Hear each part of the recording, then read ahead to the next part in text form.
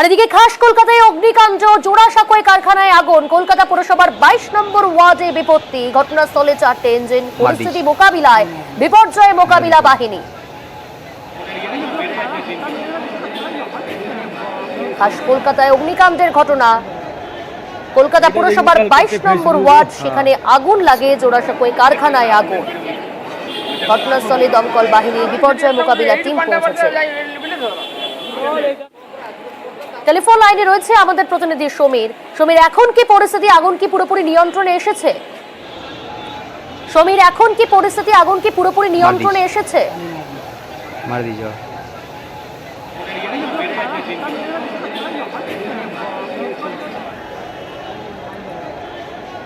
আমরা আবারও যোগাযোগ করার চেষ্টা করছি আমাদের প্রতিনিধির সঙ্গে, আপনাদের জানাবো জোড়াসাঁকোয় কারখানায় আগুন, ফের অগ্নিকাণ্ডের ঘটনা শহর কলকাতায়, কলকাতা পুরসভার 22 নম্বর ওয়ার্ডে, সেখানে বিপত্তি। ঘটনাস্থলে দমকলের 4টি ইঞ্জিন এবং একই সঙ্গে বিপর্যয় মোকাবিলা টিম, তারা পৌঁছেছে এলাকায়। খাস কলকাতায় অগ্নিকাণ্ডের ঘটনা, জোড়াসাঁকোয় কারখানায় আগুন লেগেছে, ঘটনাস্থলে দমকলের 4টি ইঞ্জিন পৌঁছেছে। কলকাতা পুরসভার 22 নম্বর ওয়ার্ডের এই ঘটনা।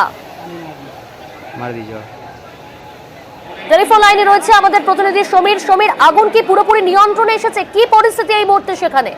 দেখো, আগুন একদম নিয়ন্ত্রণে চলে এসেছে। 9:30 নাগাদ আচমকাই কলকাতা কর্পোরেশনের 22 নম্বর ওয়ার্ড লাগে জোড়াসাঁকো রাজবাড়ি পাশে একটি চমন ব্রাসের একটি কোম্পানি ছিল। সেই কোম্পানির এবং গোডাউন, এবার 4তলা বিল্ডিং এর উপরে, ছাদের উপরে গোডাউন ছিল।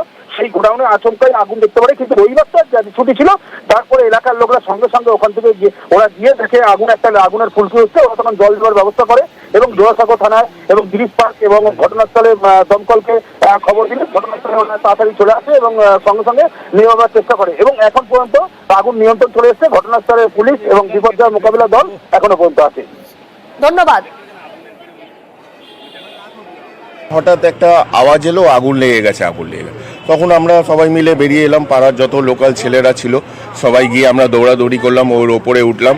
তো পাড়ার লোকেরা প্রচুর হেল্প করেছে, আর সঙ্গে সঙ্গে প্রশাসনরাও, যারা গ্রিসপাড় থানা আছে, যারা ওখানে আছে, ফায়ার ব্রিগেডের লোক আছে, প্রচণ্ড হেল্প করেছে।